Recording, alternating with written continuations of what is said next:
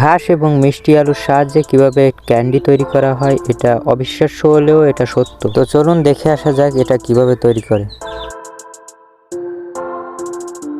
সর্বপ্রথম মিষ্টি আলুকে ধুয়ে নেবার পর এগুলোকে কুচি কুচি করে কেটে ফেলতে হবে এবং ততক্ষণ পর্যন্ত কাটতে হবে যতক্ষণ পর্যন্ত এটি নিখুঁতভাবে ছোট ছোট আকৃতি ধারণ না করে।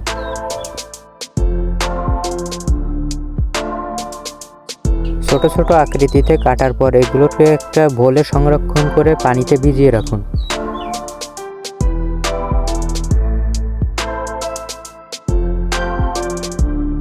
এবার স্বচ্ছ ফার্মে ওগানো ঘাস ভালোভাবে ছিঁড়ে নিয়ে তা ধুয়ে ফেলুন এবং এর সাথে কুচি কুচি করে কেটে ফেলুন।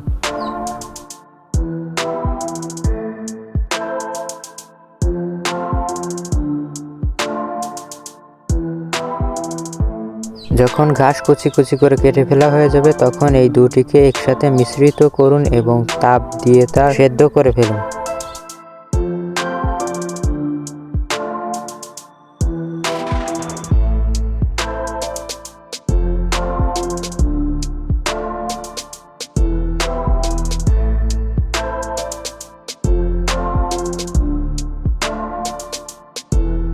দুটি খাবার যখন সেদ্ধ হয়ে যায় তখন এটার পানি নিষ্কাশনের কাজ করতে হবে। এতে করে একটি ব্যাগ নিতে পারেন যেটা পাতলা কাপড়ের হবে, যার পাশের অংশতে প্রেসার দিলে ভিতরের পানি বেরিয়ে যাবে এবং আসল অংশটুকু থেকে যাবে।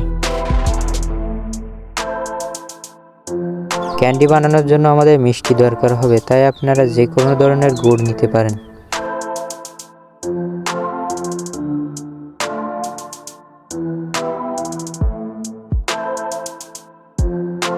গুড় যখন তৈরি হয়ে যাবে তখন এই দুটোকে একসাথে মিশান এবং একেবারে ততক্ষণ পর্যন্ত মিশ্রিত করবেন যতক্ষণ না এটা আঠালো আঠালো হয়ে যায়। এবং মিশ্রিত করা শেষ হলে এটিকে একটি ছাঁচের মাধ্যমে নিজের আকৃতিতে বসান এবং ততক্ষণ পর্যন্ত ওয়েট করেন যতক্ষণ পর্যন্ত না এটা শক্ত হয়ে যায়।